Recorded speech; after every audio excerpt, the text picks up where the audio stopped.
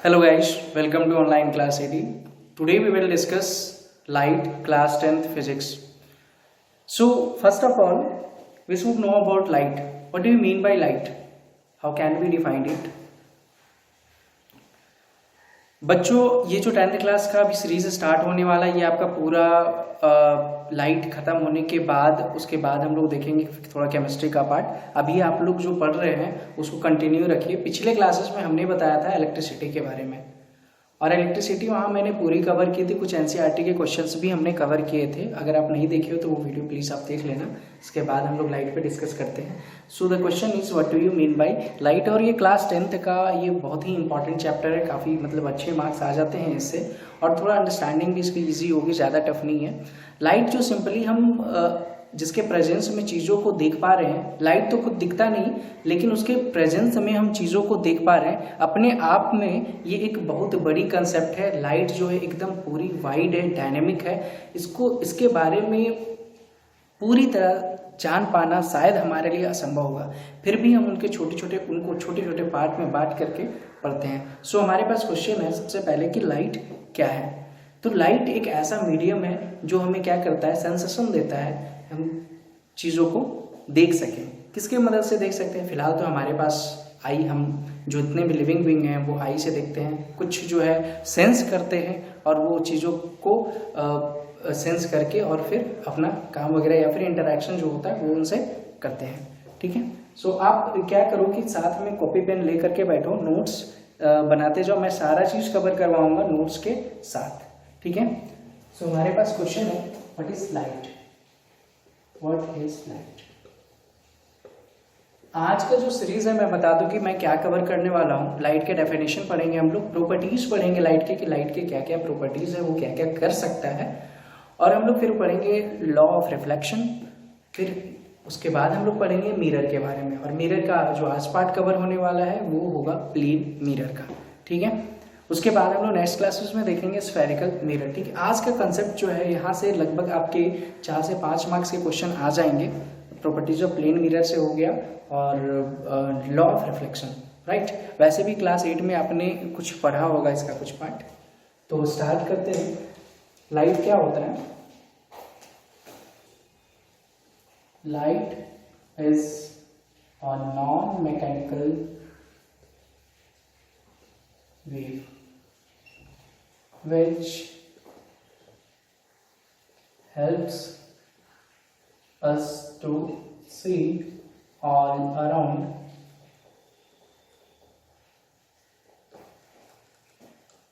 through our eyes.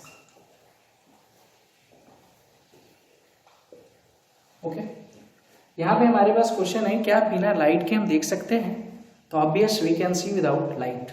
इसके लिए हम लोग पढ़ेंगे ह्यूमन्स आई में कि कैसे हम लोग देख पाते हैं किसी चीज़ को। हम लोग बिना लाइट के भी चीज़ों को ऑब्जर्व कर सकते हैं। फिलहाल यहाँ मैंने जो लाइट के डेफिनेशन लिखा शायद आप लोगों को अलग लग रहा होगा। Light is a non mechanical wave which helps us to see all around through our eyes. यानी कि लाइट जो है वो नॉन मैकेनिकल वेव है जो हमें चारों तरफ देखने में मदद करता है, और वो हम लोग देखते हैं किसकी मदद से? आई की मदद से। Just our eyes behaves like a camera, right. ये यहाँ मैंने वर्ड जो यूज किया नॉन मैकेनिकल वेव। सबसे पहले वेव के बारे में जानते हैं। What do you mean by wave? Energy आप लोग जान रहे हैं। Wave is nothing but a disturbance. किसी चीज में डिस्टर्बेंस को हम लोग वेव कहते हैं। सपोज ये देखिए, ये पेपर मैंने लिया, ठीक है, ये पेपर है। इसमें क्या किया हमने, इसको अभी मैं इसे होल्ड करके रखा हूँ। इसको मैं जब डिस्टर्ब करूंगा, ये जब मैं डिस्टर्ब कर रहा हूँ तो इसमें एक पैटर्न बन रहा है कुछ इस तरह का। ये पैटर्न इसलिए बन रहा है क्योंकि हमारे हाथ में जो मैकेनिकल एनर्जी है वो काइनेटिक एनर्जी में ट्रांसफर हो रहा है। यानी कि जहाँ पर ऐसा डिस्टर्बेंस जहाँ पे एनर्जी का ट्रांसफॉर्मेशन होता है उसे ही हम वेव कहते हैं। ठीक है, मेरी बात समझ में आ रही है आपको? ऐसा डिस्टर्बेंस जिसमें एनर्जी की ट्रांसफॉर्मेशन होती है उसे ही हम वेव कहते हैं। एक अच्छा एग्जाम्पल इसका, जब आप कोई छोटे स्टोन को, पत्थर को तालाब में फेंकते हो, पानी में फेंकते हो, तो वहाँ पे रिपल्स जनरेट होते हैं। जैसे ही आपने एक स्टोन ड्रॉप किया तो वो पानी में क्या होगा, रिपल्स जनरेट होगा कुछ इस तरह का। और वो क्या एक बड़ा होते जाएगा, जो सर्कल है वो बड़ा होते जाएगा, धीरे धीरे बहुत बड़ा होगा। इट मीन्स वहाँ पर एक पैटर्न बना कुछ इस तरह का, जहाँ पे पानी जो है ऊपर से नीचे हो रहा है, और वो हमें सर्कल के रूप में दिखा। That's just like a wave, वही वेव है, ठीक है। वो वेव हमने रिपल्स के फॉर्म में देखा, ठीक है। तो वेव क्या है? Wave is a disturbance. अगर आप डेफिनेशन लिखना चाहते हो तो obviously you can write it. Wave का मतलब क्या हो गया? It is a disturbance in which it is a disturbance in which transformation of energy takes place। देखिए ये अगर चीज को वेव को अगर अच्छे से समझ लेंगे तभी लाइट पूरी समझ में आएगी, वरना वो रटा रटाया वाला मेथड स्टार्ट हो जाएगा। आप इसको कंप्लीट समझे, हालांकि ये आपके सिलेबस से थोड़ी से बाहर है, बट कंपटीशन के लिए काफ़ी मायने रखता है। और लाइट इस चैप्टर को समझने के लिए, अच्छे से समझने के लिए ये जरूरी है कि पहले उसके आप की टर्म्स को समझें, जो कि वेव के रूप में यहाँ आया हुआ है। यानी ये क्या है? एक डिस्टर्बेंस है जिसमें क्या ट्रांसफॉर्म होता है? एनर्जी ट्रांसफॉर्म होता है एक जगह से दूसरी जगह। So now we have two types of wave here, right. Wave के कितने टाइप्स होते हैं? दो टाइप होते हैं, मैकेनिकल एंड नॉन मैकेनिकल, ठीक है। वेव के कितने टाइप होते हैं? दो टाइप के होते हैं, वैसे दो और टाइप के होते हैं, उसके बारे में हम चर्चा करते हैं इसके बाद। Mechanical wave and non mechanical wave. Mechanical means क्या? What do you mean by mechanical wave? The wave is needs medium to propagate, यानी कि वैसा वेव जिसको आगे बढ़ने के लिए कोई मीडियम की आवश्यकता होती है। जैसे अगर हम बोल रहे हैं तो ये जो साउंड वेव है, हम जो हवा में डिस्टर्बेंस कर रहे हैं अपने साउंड एनर्जी के थ्रू, जो वोकल से हमारा साउंड निकल रहा है वो एयर को डिस्टर्ब कर रहे हैं, और एयर में एक पैटर्न बन रहा है जिसको हम वेव कहेंगे। और ये एक मैकेनिकल वेव है, क्योंकि इसको आगे बढ़ने के लिए हमारी आवाज़ आप तक जा रही है। इट मीन्स जो मोबाइल से आवाज़ निकला, या फिर जो आप टीवी, लैपटॉप वगैरह, कंप्यूटर जिस पे भी देख रहे हैं आप, वहाँ से आवाज़ निकला और हवा से होते हुए आपके कान तक पहुँचा। एक ऐसा सिचुएशन एज्यूम कीजिए, एक ऐसा रूम एज्यूम कीजिए जहाँ पूरी तरह से कुछ भी चीज़, कोई भी मटेरियल एग्जिस्ट नहीं करता है, जस्ट लाइक अ वैक्यूम और स्पेस, जहाँ पे हवा भी नहीं है। तो क्या मेरी आवाज़ आप तक पहुँचेगी? आपका आंसर होगा नहीं। क्यों? क्योंकि वहाँ पे हवा ही नहीं है। साउंड एनर्जी को हमसे आप तक पहुँचने के लिए कोई मीडियम चाहिए, चाहे वो हवा के रूप में हो, या फिर अदर सॉलिड मटेरियल के रूप में हो, या फिर पानी के रूप में हो। फिलहाल ये हवा के रूप में, तो हवा अगर है तभी मेरी आवाज़ आप तक पहुंच रही है। अगर हवा नहीं होता तो मेरी आवाज़ आप तक नहीं पहुंचती। मून पे बातें नहीं कर सकते हम लोग। क्यों नहीं बात कर सकते? क्योंकि वहाँ पर हवा नहीं है, और हवा नहीं है तो साउंड एनर्जी वहाँ नहीं जाएगा। इट मीन्स कुछ ऐसे वेव्स हैं जिनको आगे बढ़ने के लिए हवा या पानी या कोई मटेरियल चाहिए, यानी कोई मीडियम होना चाहिए। उसे ही हम मैकेनिकल वेव कहते हैं, यानी कि the wave which needs medium, यानी इस वेव को मीडियम की आवश्यकता होती है, नीड्स मीडियम। तो इसे हम क्या कहते हैं? Mechanical wave. और नॉन मैकेनिकल जस्ट इसके अपोजिट, आप समझ सकते हो, इनवर्स, जिसको मीडियम की आवश्यकता नहीं होती, डजंट नीड मीडियम, यानी इसे मीडियम की आवश्यकता नहीं होती है, ठीक है। जैसे कि लाइट, सन से लाइट जो अर्थ तक पहुंच रहा है, क्या बीच में कोई हवा या पार्टिकल उसको लेकर के आए? नहीं, ये अपने आप खुद पहुंचा, ये किसी मीडियम की आवश्यकता नहीं पड़ी। So we can say that light is a non mechanical wave. और साउंड एनर्जी क्या है? मैकेनिकल वेव है। हमने यहाँ पे लिखा non mechanical wave. It means light क्या हुआ? एक नॉन मैकेनिकल वेव है। क्यों? क्योंकि इसको आगे बढ़ने के लिए मीडियम की आवश्यकता नहीं होती है, ठीक है। और ये हमें देखने में, आसपास देखने में मदद करती है। जब हम वेव के बारे में पढ़ ही रहे हैं तो लाइट का एक और गुण है। क्या गुण है? देख लीजिए। वेव जो है अदर दो टाइप्स देखते हैं, मैकेनिकल और नॉन मैकेनिकल। आपने देखा मैकेनिकल में जिनको मीडियम, जो वेव को आगे बढ़ने के लिए मीडियम की आवश्यकता होती है, और नॉन मैकेनिकल जिन्हें मीडियम की आवश्यकता नहीं होती। जैसे कि एग्जाम्पल इसका क्या होगा बताइए? लाइट, ठीक है। इसका एग्जाम्पल क्या होगा? साउंड। दो और तरह का वेव है, वो हम लोग देखते हैं। Longitudinal wave, longitudinal and second transverse wave, ठीक है।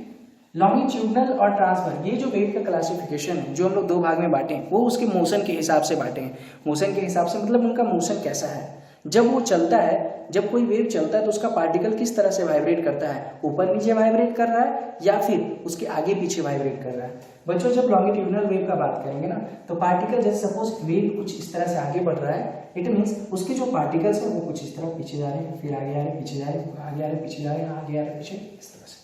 मतलब कि जब भी लॉन्गिट्यूडिनल वेव होगा तो जब वो आगे बढ़ेगा तो बैक एंड फोर्थ मोशन होगा उसके पार्टिकल का, ठीक है। द वेव उस particles move in back and fourth motion, ठीक है। जो बैक एंड फोर्थ मोशन में मूव करता है उसे हम लॉन्गिट्यूडिनल वेव कहते हैं, और ये भली बात फॉलो होता है साउंड वेव के लिए, ठीक है। आपने क्लास 9th में साउंड पढ़ा था, 10th में लाइट पढ़ना है। ट्रांसवर्स वेव यानी कि जिसके पार्टिकल, वैसा वेव जिसका पार्टिकल 90 डिग्री यानी परपेंडिकुलरली वाइब्रेट करता है, कुछ इस तरह का कह सकते हैं। जब ये आगे बढ़ रहा है सपोज वेव, तो ये 90 डिग्री पे वाइब्रेट होगा। क्लियर, मेरी बात समझ रहे हो? यानी कि ट्रांसवर्स वेव हम उस वेव को कहेंगे जिनका पार्टिकल, जिस वेव का पार्टिकल 90 डिग्री पर वाइब्रेट करता है। जिधर डायरेक्शन ऑफ मोशन है, सपोज ये ऐसे जा रहा है तो उसका पार्टिकल कुछ इस तरह से वाइब्रेट करते हुए आगे बढ़ेगा, ठीक है। तो यहाँ पर लाइट जो है ट्रांसवर्स वेव भी है, और पिछली कंसेप्ट में मैंने बताया कि लाइट नॉन मैकेनिकल वेव है। लाइट के बारे में बहुत कुछ जानना चाहिए आपको, और ये आपके लिए जरूरी भी है, ठीक है। तो लाइट किस तरह का वेव है? लाइट ट्रांसवर्स वेव है। एग्जांपल देख लीजिए, लाइट ट्रांसवर्स वेव है, और लाइट पिछले कंसेप्ट में मैंने बताया नॉन मैकेनिकल वेव है। यहाँ पे साउंड वेव लॉन्गिट्यूडिनल है और मैकेनिकल वेव है। सो वेव मैंने बता दिया आपको।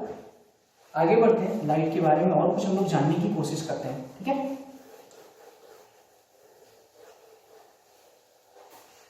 एक चीज और आप जान लीजिए कि लाइट हमें दिखता नहीं है, बल्कि उसके प्रेजेंस में हम चीजों को देखते हैं, ठीक है।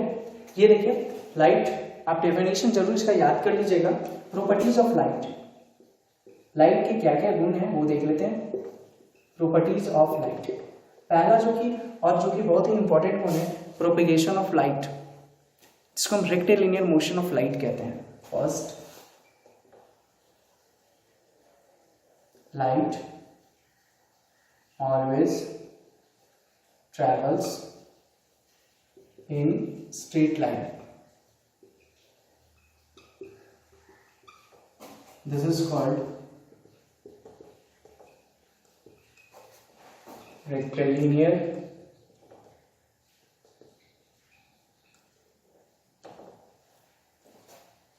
motion of light. लाइट हमेशा सीधी रेखाएं में गमन करती हैं। Light always travels in straight line, ठीक है। लाइट जब भी है, जो जैसे भी जाएगा वो क्या, ऐसा नहीं कि इधर गया और इधर गया और इधर मुड़ गया, ऐसा नहीं, ठीक। जब तक यहाँ पे कोई चीज नहीं रखोगे, जब तक वो टकराएगा नहीं किसी से, तब तक नहीं मुड़ेगा। मतलब जब भी जाएगा तो वो सीधी रेखाएं में जाएगा। हाँ, अभी आपने देखा होगा कि मैंने जब ट्रांसवर्स वेव का एग्जाम्पल बताया तो उसमें पार्टिकल कुछ इस तरह से वाइब्रेट करते हुए आपको नजर आया। तो लाइट जब आगे बढ़ रहा है, लाइट एक वेव है, जब आगे बढ़ रहा है तो ये जो पार्टिकल होगा वो वाइब्रेट करेगा इसके परपेंडिकुलर। लाइट के बारे में बहुत कुछ अभी जानना बचा हुआ है। लाइट में पार्टिकल वगैरह कहाँ से आए, ये सब जानने को आपको मिलेगा, बस आप देखते रहिए वीडियो को कंटिन्यू। तो जो लाइट का पार्टिकल है, लाइट वेव का पार्टिकल, वो उसके परपेंडिकुलर वाइब्रेट करेगा, लेकिन वो जाएगा एकदम स्ट्रेट लाइन में ही। उसे ही हम क्या कहते हैं, रेक्टिलिनियर प्रोपेगेशन ऑफ लाइट। आपका क्वेश्चन 1 मार्क्स का बनता है, what do you mean bye rectilinear motion of light. तो आप उसमें लिखोगे या बोलोगे, light always travels in straight line, this is called rectilinear motion of light. Clear, ये चीज तो हो गया। सेकेंड कॉन्सेप्ट है, आपको पता होगा लाइट की स्पीड कितनी है ना। Second, light travels with the speed of 3 into 10 to the power 8 meter per second in vacuum।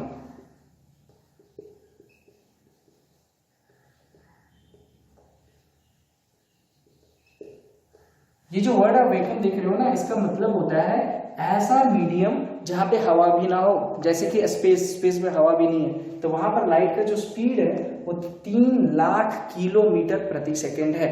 Metre में चेंज करेंगे तो 3 into 10 to the power 8 metre पर सेकेंड आएगा। मतलब वैक्यूम में लाइट की स्पीड कितनी है, 3 into 10 to the power 8 metre पर सेकेंड। हाँ, पानी में लाइट की स्पीड कुछ कम हो जाएगी, अदर मटेरियल में लाइट की स्पीड कुछ कम हो जाएगी। लेकिन वेकम में ये जो स्पीड है वो कितना है, 3 लाख किलोमीटर प्रति सेकंड। ये किसके स्पीड में बात कर रहा हूँ, लाइट की। Next, light is a non mechanical as well as और ट्रांसवर्स वेव, यानी कि लाइट जो है नॉन मैकेनिकल वेव भी है और ट्रांसवर्स वेव भी है। ठीक है, मतलब ट्रांसवर्स इसलिए क्योंकि इसके पार्टिकल परपेंडिकुलरली वाइब्रेट करते हैं, और नॉन मैकेनिकल इसलिए कि लाइट को मीडियम की आवश्यकता नहीं होती है। ठीक, next, light can reflect, refract, disperse etcetera. मतलब लाइट रिफ्लेक्ट भी हो सकता है, लाइट का रिफ्लेक्शन भी हो सकता है, लाइट का रिफ्रैक्शन भी हो सकता है, लाइट का डिस्पर्शन भी हो सकता है, लाइट का स्कैटरिंग भी हो सकता है। अभी रिफ्लेक्शन ऑफ लाइट का मतलब हो गया, जो कि अभी हम लोग पढ़ने वाले हैं, हमारा टॉपिक 10th सिलेबस में ये है। रिफ्लेक्शन ऑफ लाइट का मतलब ये लाइट को टकरा करके वापस आना। रिफ्रैक्शन का मतलब हो गया लाइट जब एक मीडियम से दूसरा मीडियम में जाएगा, मतलब जैसे सपोज हवा से पानी में जा रहा है तो लाइट के स्पीड और डायरेक्शन में कुछ बदलाव आता है, उसे ही हम रिफ्रैक्शन कहते हैं। ये भी हमें पढ़ना है, reflection of light. Dispersion of light आपने पढ़ा होगा, splitting of white light into 7 colours when it's allowed to go through a prism. जब उसे प्रिज्म से पार किया जाता है तो 7 रंग में बढ़ जाता है, उसे हम डिस्पर्शन कहते हैं। स्कैटरिंग आपने पढ़ा होगा या फिर अभी पढ़ोगे human I and colourful world, जो आपका नेक्स्ट चैप्टर है, लाइट के बाद का चैप्टर है, उसमें पढ़ोगे लाइट स्कैटर कर सकता है, छितरा सकता है, फैल सकता है, जिसकी वजह से आसमान में ब्लू दिखाई देता है। ये सारा चीज हम लोग पढ़ने वाले हैं। मतलब लाइट का रिफ्लेक्शन हो सकता है, लाइट का रिफ्रैक्शन हो सकता है, लाइट का डिस्पर्शन हो सकता है, लाइट का स्कैटरिंग हो सकता है, इंटरफेरेंस हो सकता है, डिफ्रैक्शन हो सकता है। मतलब बहुत सारे कंसेप्ट हैं जो हम पढ़ेंगे, उनमें से कुछ कंसेप्ट हमें 10th में पढ़ने हैं, कुछ 12th में पढ़ने हैं। ठीक है, ये लाइट के प्रॉपर्टीज मैंने लिखवा दिया। एक बार मैं रिमाइंड करवा दूं, सबसे पहले तो rectilinear motion of light. Second मैंने बताया कि लाइट की स्पीड जो है वो 3 लाख किलोमीटर प्रति सेकंड है। थर्ड मैंने बताया कि लाइट नॉन मैकेनिकल वेव है, ट्रांसवर्स वेव भी है। फोर्थ मैंने बताया कि लाइट रिफ्लेक्ट कर सकता है, रिफ्रैक्ट कर सकता है, डिस्पर्सन हो सकता है, लाइट का स्कैटरिंग हो सकता है, लाइट का इंटरफेरेंस हो सकता है, डिफ्रैक्शन हो सकता है। ये सारे चीज़, अगर इन सारे टर्म अगर जो मैं बोल रहा हूँ आपको ये चाहिए तो आप प्लीज़ कमेंट कर देना, जो भी दिक्कतें होंगी मैं आपको सॉर्ट आउट कर दूंगा। ठीक है, चलिए ये वाला टॉपिक को भी मैं यहीं खत्म करता हूँ। नेक्स्ट हमारा जो इसके बाद हमें पढ़ना है ये क्या है, रिफ्लेक्शन ऑफ लाइट। ठीक है, क्या पढ़ना है हमें, रिफ्लेक्शन ऑफ लाइट। अच्छा एक चीज़ और, लाइट के बारे में मुझे जो 5th प्रॉपर्टीज है, इन सारे प्रॉपर्टीज में 5th प्रॉपर्टी वो मैं डिस्कस कर लेता हूँ थोड़ा सा डिटेल में। आई होप कि ये सारा आप नोट डाउन कर लिए होंगे। 5th प्रॉपर्टीज थोड़ा समझना जरूरी है लाइट के बारे में।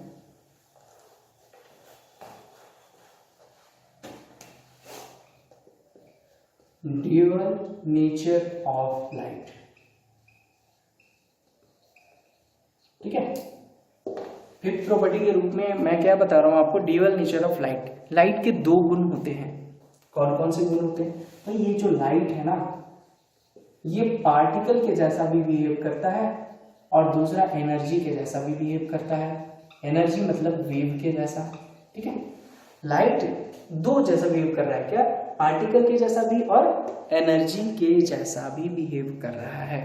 ठीक है, मतलब कि लाइट के 2 गुण होते हैं, ड्यूअल नेचर। ड्यूअल नेचर मतलब light behaves like a particle as well as energy means wave. This is called dual nature of light, और इसी से मिलके बना है इलेक्ट्रोमैग्नेटिक वेव। लाइट को इलेक्ट्रोमैग्नेटिक वेव कहते हैं। Light is called electromagnetic wave. क्यों, अब ये देख लीजिए, ये 5th था, 6 लिख देते हैं इसको, इलेक्ट्रोमैग्नेटिक वेव। यानी कि लाइट के साथ इलेक्ट्रिक फील्ड भी एसोसिएट होता है और मैग्नेटिक फील्ड भी। लाइट जब आगे बढ़ता है ना तो उसके इर्द गिर्द इलेक्ट्रिक फील्ड भी बनता है और मैग्नेटिक फील्ड भी बनता है। कैसे, देख लीजिए, जैसे सपोज ये रहा, लाइट आगे बढ़ रहा है, ठीक है, तो ये बना आपका इलेक्ट्रिक फील्ड और ये बनेगा मैग्नेटिक फील्ड, कुछ इस तरह से। ये इलेक्ट्रिक फील्ड, और इलेक्ट्रिक फील्ड और मैग्नेटिक फील्ड का जो डायरेक्शन होता है वो एक दूसरे के 90 डिग्री पे होता है। और इसको मैं मार्क कर देता हूं ऐसे, कुछ इस तरह से। मतलब लाइट जब आगे बढ़ रहा होता है तो अपने साथ इलेक्ट्रिक फील्ड भी लेके चलता है और मैग्नेटिक फील्ड। सपोज ये मैग्नेटिक फील्ड है और ये इलेक्ट्रिक फील्ड है, ठीक है। ये ऑरिजिन से आगे बढ़ रहा है लाइट। मतलब light behaves like charge and also it behaves like a magnet through which magnetic field and electric field are created, right? मैंने अभी फिफ्थ प्रॉपर्टी में बताया dual nature of light. Light particle के जैसा भी बिहेव करता है और एनर्जी के जैसा भी बिहेव करता है। और नेक्स्ट मैंने बताया कि दो और गुण क्या, कि ये इलेक्ट्रिक फील्ड भी इसके साथ होता है जब ये आगे बढ़ता है, और ये मैग्नेटिक फील्ड भी होता है। चूंकि इसकी क्वांटिटी कम होते हैं इसलिए हम ऑब्जर्व नहीं कर पाते हैं। खैर इसके बारे में स्टडी आपको हायर क्लासेस में करना है।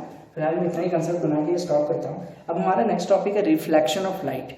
ये आपका जो एनसीईआरटी का टॉपिक है, इसमें से काफ़ी क्वेश्चन आ जाएगा। रिफ्लेक्शन ऑफ लाइट में ही मिरर वगैरह हमें पढ़ने हैं, ठीक है। Reflection of light, reflection of light, ठीक है। ये देखिए, सपोज क्या है कि यहां पर एक दीवार है, ठीक है। एक दीवार है, ये दीवार समझ लीजिए, ये वॉल है। अब क्या हुआ कि लाइट यहां से गया कुछ इस तरह से दीवार पे, और ये वापस चला आया, और कुछ पार्ट इसका इधर रह गया। मतलब ये लाइट गया वापस गया, लाइट गया वापस गया, लाइट गया वापस गया, और सब कुछ पार्ट इधर। मतलब कि जब लाइट कोई ऑब्स्ट्रक्ट से टकराता है, कोई ऑब्जेक्ट से टकराता है, ऑब्जेक्ट के रूप में शीशा होगा, पानी, दीवार, कुछ भी हो सकता है, किसी से टकराता है तो लाइट का कुछ भाग जिधर से आया था वो उधर मुड़ जाता है उसी मीडियम में, बस डायरेक्शन थोड़ा सा डिफरेंट है। मतलब लाइट जिस मीडियम से आया उसी मीडियम में मुड़ जाता है, और कुछ पार्ट जो है वो क्या होता है, उस ऑब्जेक्ट के द्वारा अवशोषित कर लिया जाता है, ठीक है। ये मतलब क्या कर रहा है, लाइट कुछ भाग इसका अवशोषण कर रहा है, लाइट उसमें कुछ समा जा रहा है, और कुछ पार्ट क्या हो रहा है, वापस आ जा रहा है। तो जो अवशोषण कर रहा है ये अभी हमें नहीं देखना, ये नहीं देखना, हमें ये देखना है जो वापस आया हो, इसको बोलते हैं रिफ्लेक्शन ऑफ लाइट। मतलब लाइट को किसी ऑब्जेक्ट से टकराकर वापस आने की प्रक्रिया को, वापस आने के प्रोसेस को क्या बोलते हैं, reflection of light. So what do you mean by reflection of light? तो reflection of light is the phenomenon in which light strikes off a surface and rebound to its same medium।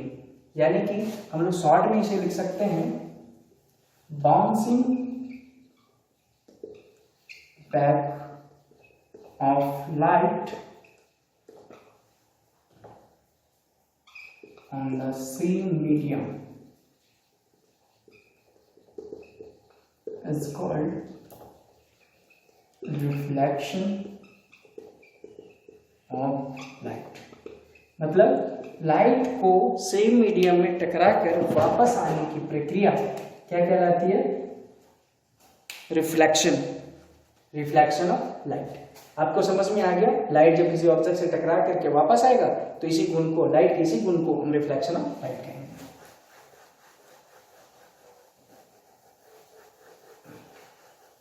Video pause करके आप note कर लेना definition, ठीक है। मैंने erase कर दिया जल्दबाजी में, आप जरूर इसको नोट कर लेना।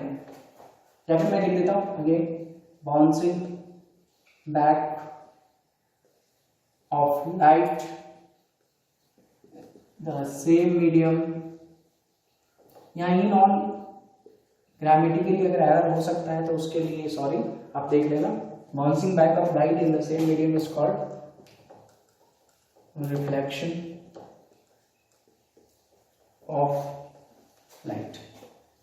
वैसे उससे कोई फर्क नहीं पड़ने वाला, यानी कि लाइट को सेम मीडियम में टकराकर वापस आने की प्रक्रिया को क्या बोलते हैं? रिफ्लेक्शन बोलते हैं। इसका डायग्राम कुछ किस तरह मैं बना देता हूँ। सपोज ये सरफेस, ठीक है, और ये लाइट आया और ये चला गया, ठीक है। अब इसमें कुछ टर्म्स हैं, कुछ की टर्म्स क्या क्या है जो समझना है हमें।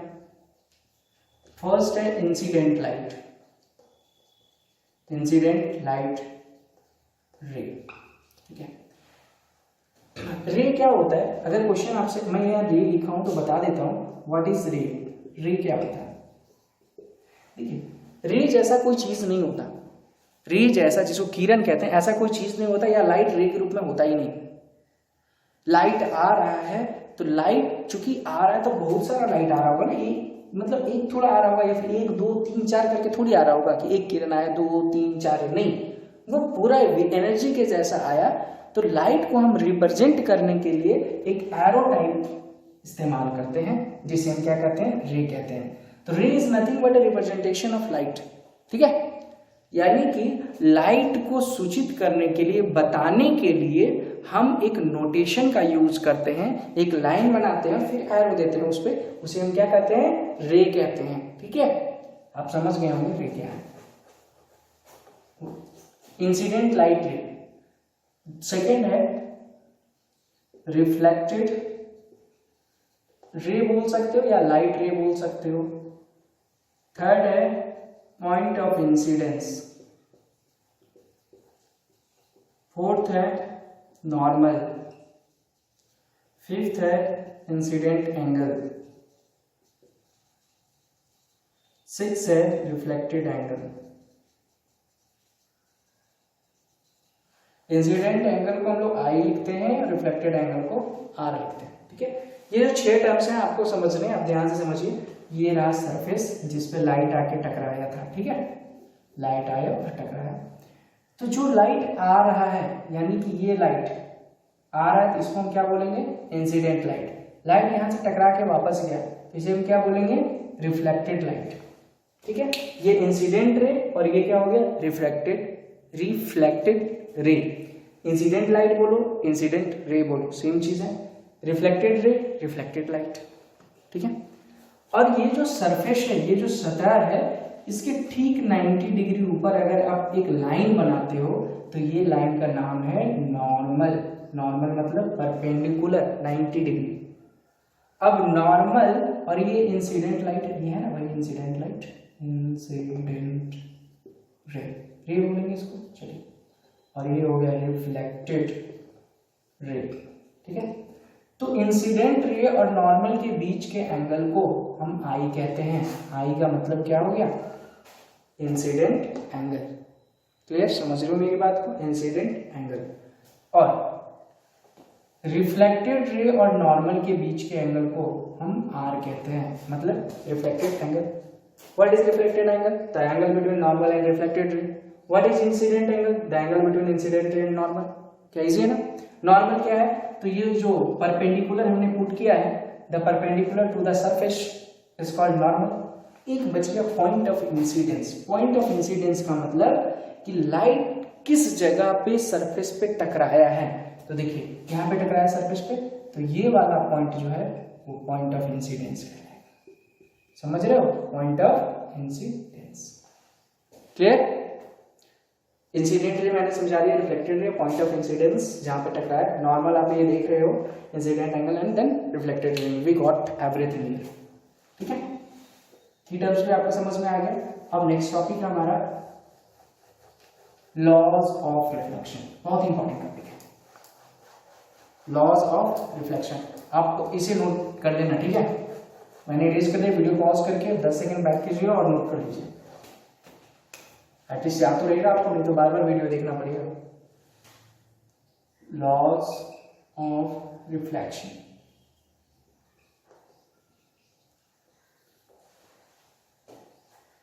जब भी रिफ्लेक्शन होगा तो उसमें कुछ नियम को फॉलो किए जाएंगे। नियम हम लोग नहीं फॉलो करेंगे, वो कुछ नियम से होता है, वो चीज हम जानने की कोशिश करेंगे जो हमें और मटेरियल वगैरह बनाने में मदद करता है। So there are 2 laws of reflection.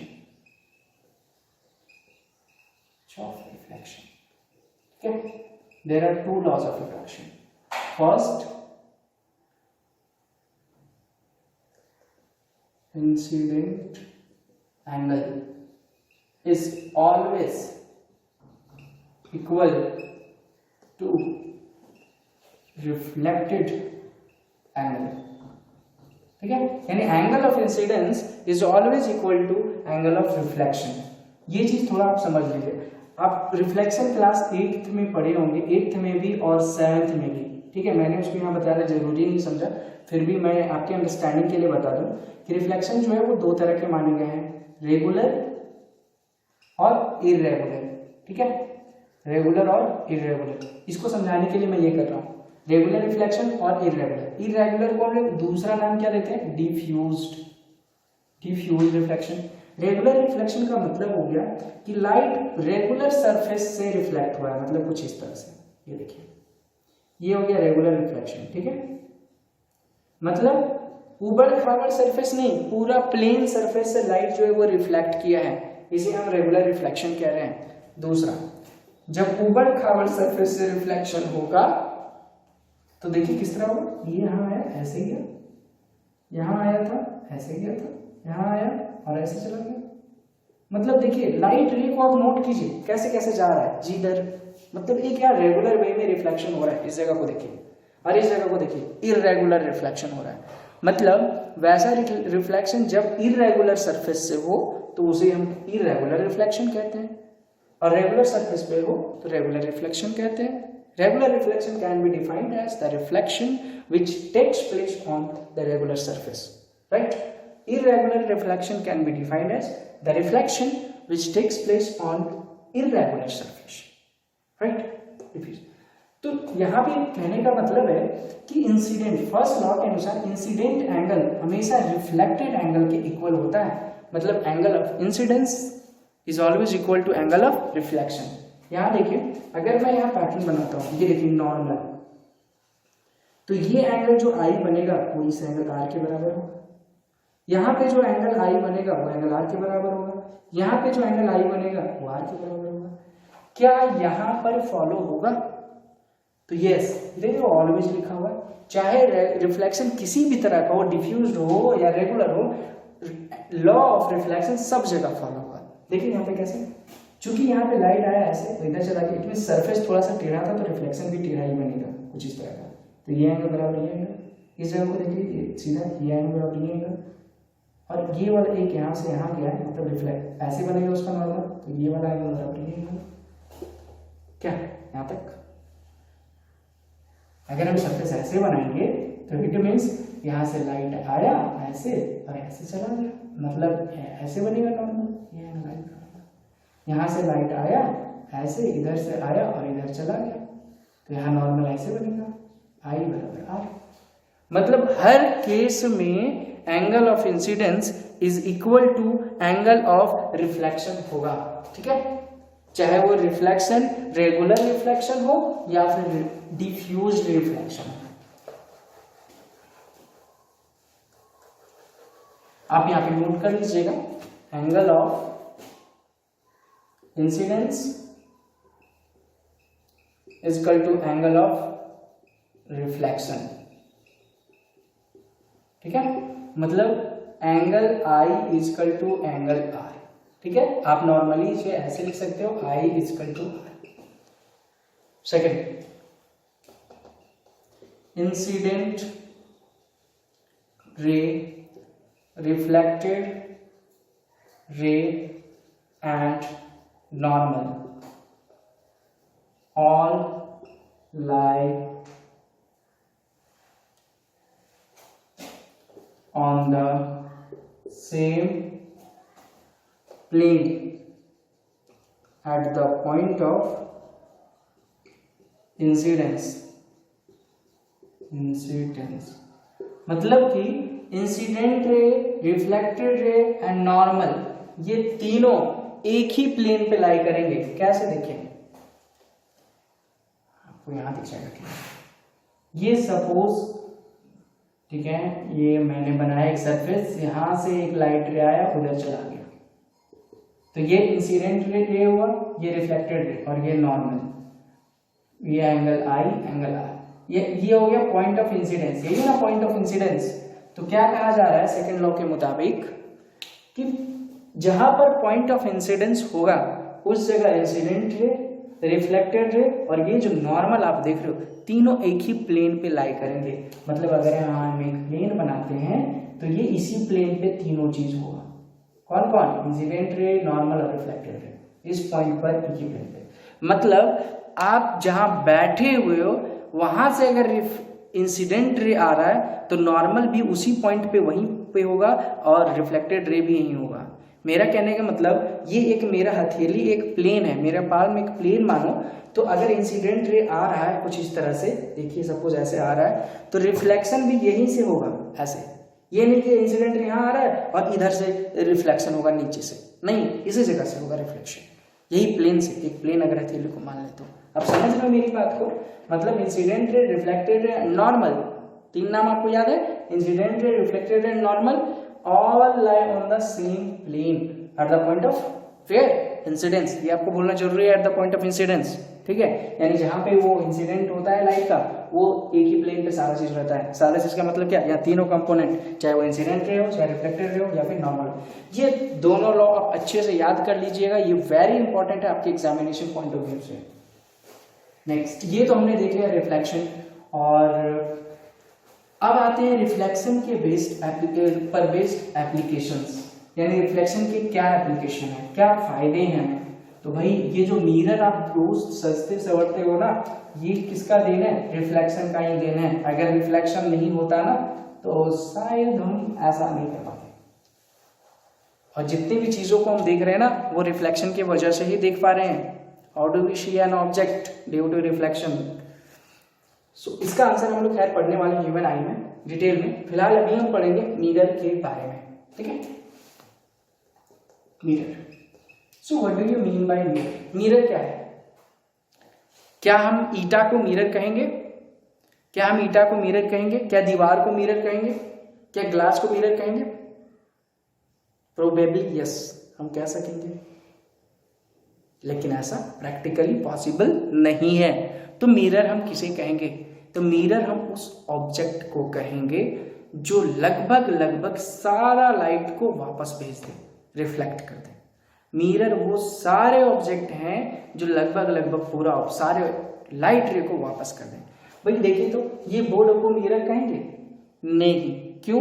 क्योंकि लाइट का कुछ भाग ये क्या कर रहा है? एब्जॉर्ब कर ले रहा है और कुछ भाग वापस आ रहा है। लाइट टकरा रहा है इससे, कुछ ही भाग वापस आ रहा है और बाकी भाग ये एब्जॉर्ब कर ले रहा है। इसको मिरर तब कहते हैं जब ये 100% लाइट आता है और ये 99.9% लाइट को वापस भेज देता है, ठीक है। So what do you mean by mirror? तो the mirror is a object which reflects most of the light, right? So mirror is an object which reflects most of the light. Mirror कैसा object है? Mirror ऐसा object है जो अधिकतर light को reflect कर देता है, ठीक है। हमारे पास मिरर जो है वो दो तरह, मिरर कितने तरह का होता है? दो तरह का होता है। कौन कौन? भाई प्लेन मिरर जिसको हम लगभग पर डे यूज कर ही लेते हैं, और दूसरा है spherical mirror. Spherical mirror, spherical mirror में दो मिरर आ जाएंगे, कन्वर्जिंग मिरर जिसको कनकेव मिरर कहेंगे और डाइवर्जिंग मिरर जिसको कॉन्वेक्स कहेंगे। आज हम चर्चा करने वाले हैं सिर्फ प्लेन मिरर का, कनकेव और कन्वेक्स मिरर का चर्चा नेक्स्ट क्लास में करेंगे, ठीक है। ये आपने नोट कर लिया होगा, ओके। मिरर का डेफिनेशन आपको बोलना नहीं है, इसे याद करके रखना है।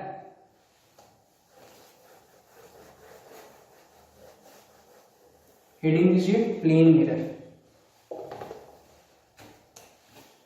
Plane mirror, the mirror whose power is 0। भाई यहाँ पे इसका पावर पढ़ना है, पावर, फोकल लेंथ, ये सब पढ़ना है, तो मैं अगले क्लास में इन सब का चर्चा करूंगा। फिलहाल ये जान लीजिए, वैसा मिरर जिसका पावर 0 होता है जिसका पावर 0 होता है मतलब उसके पास पावर 0 है, मतलब ना तो वो बड़ा करके दिखा सकता है ना तो वो छोटा करके दिखा सकता है। पावर, मिरर का पावर का मतलब क्या, कि आपके साइज को बड़ा करके दिखाए, आपके साइज को छोटा करके दिखाए। आप देखते हो मोटरसाइकिल में या गाड़ी में जो साइड मिरर होता है, बहुत बड़ा एरिया को, पीछे के बहुत बड़ा एरिया को छोटा सा आईने में दिखा देता, छोटा एरिया में दिखा देता। तो उसके पास पावर क्या है, पावर बड़ा को छोटा दिखा रहा है, पावर ज्यादा या कम है ना उसके पास। लेकिन प्लेन मिरर जिसको हम रोजाना ड्रेसिंग के लिए यूज करते हैं, बाल झाड़ने के लिए यूज करते हैं, चेहरा देखने के लिए यूज करते हैं, हम जितना बड़े हैं उतना ही बड़ा उसमें दिखेगा, हम दिखेंगे, है ना। जितना दूर आईने से खड़े होंगे उतना ही दूर उसके अंदर दिखेगा। क्लियर। तो ऐसा मिरर को हम प्लेन मिरर कहते हैं। ठीक है, the mirror which is used regularly for dressing is called plane mirror. या फिर डायरेक्ट बोलो the mirror whose power is 0। ऐसा मिरर जिसका पावर 0 होता है उसे ही हम क्या बोलते हैं, प्लेन मिरर कहते हैं। ठीक है, प्लेन मिरर कहते हैं। Properties of plane mirror.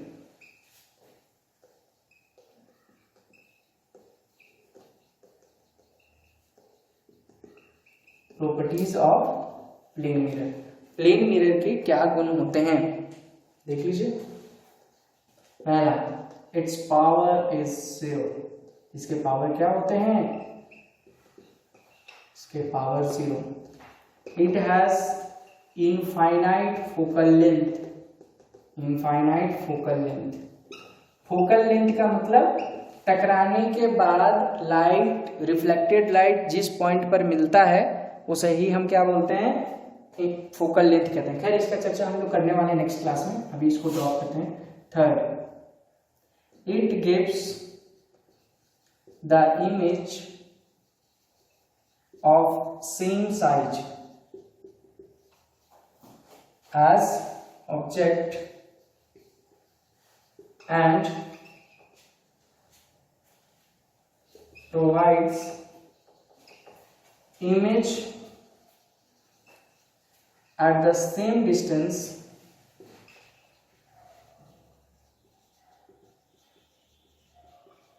inside the mirror as object outside the mirror।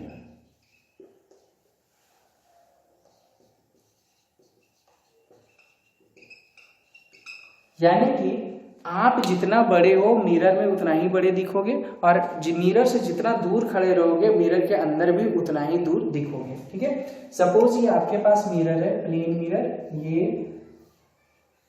तो अगर कोई चीज को आप इस जगह पे रखोगे और ये 2 मीटर दूर है तो ये भी ऑब्जेक्ट अंदर दिखेगा। कितना मीटर दूर, 2 मीटर दूर। और ये अगर सपोज 1 सेंटीमीटर का है तो ये भी यहाँ कितना दिखेगा, 1 सेंटीमीटर ही दिखेगा। अब यहाँ से क्वेश्चन क्या आता है, यहाँ से क्वेश्चन आता है कि अगर आप आईना से 4 मीटर दूरी पे खड़े हो तो आपका और इमेज का डिस्टेंस क्या होगा। If you stand 4 metre distance in the front of mirror, then find out the distance between you and your image। ठीक है, यानी कि अगर आप आईना के सामने 4 मीटर दूरी पर खड़े हो तो आपके और आपके इमेज के बीच का डिस्टेंस कितना होगा, आंसर कितना होगा, 8 मीटर। कैसे, आप आईने से 4 मीटर खड़े हो और आपका इमेज बना 4 मीटर अंदर, तो 4 ये और 4 ये 8 मीटर हो गया ना। आप आईना से 2 मीटर दूर पर खड़े हो, दूसरा क्वेश्चन सपोज ऐसा है कि आप आईना से 2 मीटर दूर पर खड़े हो तो इमेज बनेगा 2 मीटर अंदर। कुल मिला के आपका और आपके इमेज का दूरी कितना होगा, 4 मीटर। आप जितने स्पीड से वापस आओगे उतना ही स्पीड से इमेज भी उधर दूर जाएगा। आप जितने स्पीड से आईना से दूर जाओगे उतना ही स्पीड से दूर जाएगा वो भी।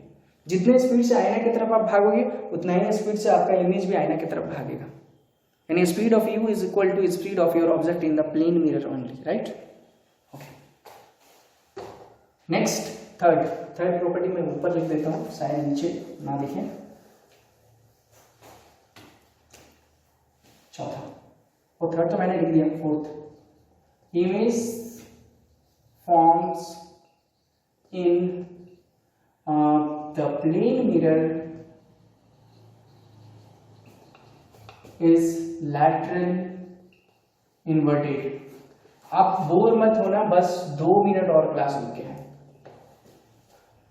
ये इंपॉर्टेंट है, जानना जरूरी है, 2 मिनट के लिए टॉपिक नहीं छोड़ सकते। लैटरली इन्वर्टेड, ये लैटरली इन्वर्टेड क्या होता है? जब आप स्फेरिकल मिरर पढ़ोगे ना तो वहां पे नजर आएगा कि ऑब्जेक्ट नीचे का पोर्शन ऊपर हो जाता है, ऊपर का पोर्शन नीचे हो जाता है। लेकिन जो हम लोग मिरर अभी पढ़ रहे हैं, प्लेन मिरर, समतल दर्पण जिसको कहते हैं, इसमें लेफ्ट वाला चीज राइट में दिखता है, राइट वाला चीज लेफ्ट में दिखता है। यकीन नहीं तो आप आईना के सामने दाहिने हाथ में पेन लेके खड़े हो जाओ, आपको आईना में बाएं हाथ में दिखेगा, ऐसा कुछ, मतलब दाएं वाला बाएं दिखेगा इस मिरर में और बाएं वाला दाएं दिखेगा। इसी को बोलते हैं लैटरल इन्वर्सन, ठीक है। यानी कि the left portion of the left portion of the object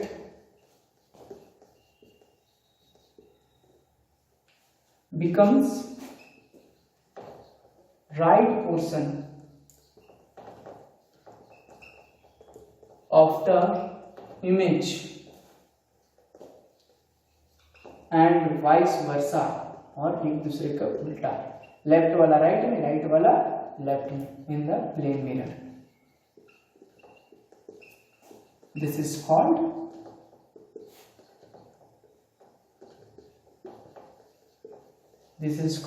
what? This is called lateral inversion. This is called lateral inversion.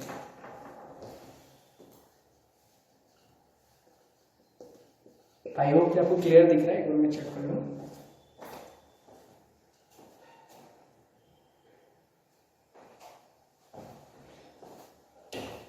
It is clear no? मतलब खत्म करते हैं। Thank you, all the best. If you have any doubt so please comment me, and you can also call me, you can also email me. Every information is in your description or in the description of our channel online class reading. So do not forget to like and subscribe the channel. Thank you, all the best.